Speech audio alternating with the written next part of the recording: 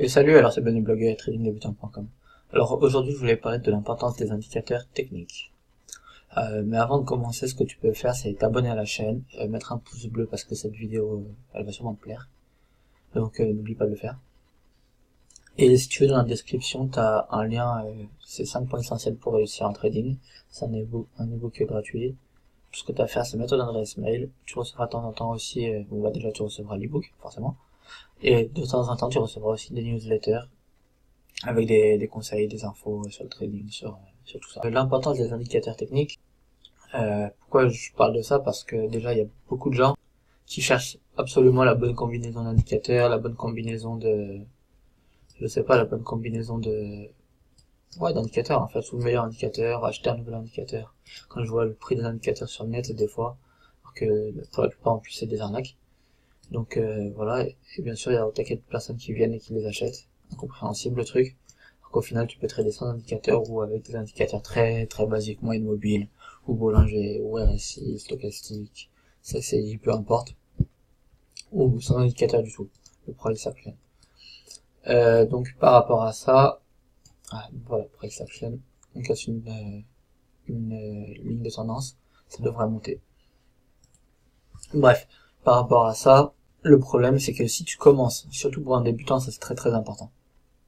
Si tu commences par apprendre à trader avec des indicateurs, encore pire avec beaucoup d'indicateurs, tu vas faire un peu comme une dépendance, et au final après tu pourras plus trader sans, ce sera très très difficile d'en enlever ou de limiter.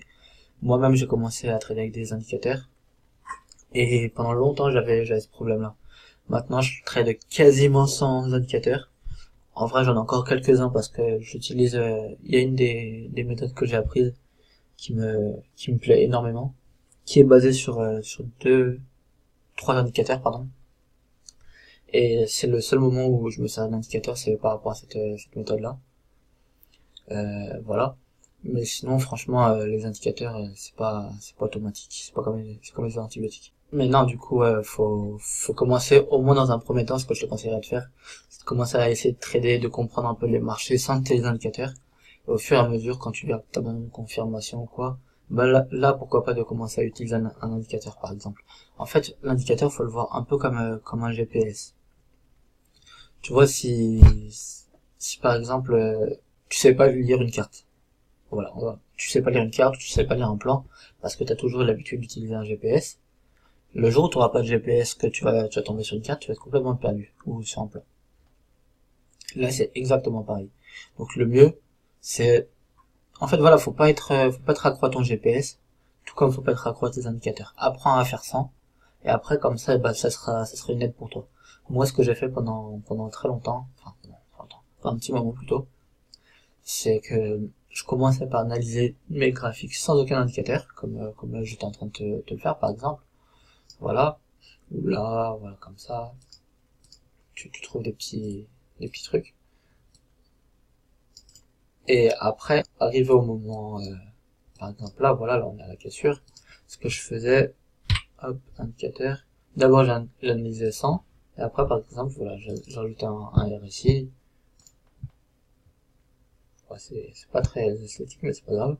Et là, je confirmais avec mon RSI, par exemple, ou avec les indicateurs que j'ai l'habitude d'utiliser. Et voilà. Mais le fait d'apprendre à trader sans indicateur, c'est vraiment un gros plus pour moi. Et voilà, donc si cette vidéo t'a plu, tu peux mettre un pouce bleu. Je t'ai déjà dit, tu peux aussi t'abonner parce que je vais quand même faire des vidéos sur les indicateurs. Parce que malgré tout, c'est pas interdit, c'est pas mal en soi. Donc si tu veux en apprendre plus, je vais parler des indicateurs que j'aime utiliser, des indicateurs qui sont très efficaces selon moi, du meilleur indicateur soi-disant, et de ce genre de choses. Après je te rappelle qu'il y a l'ebook offert dans la description. Et voilà, je te dis à la prochaine et salut.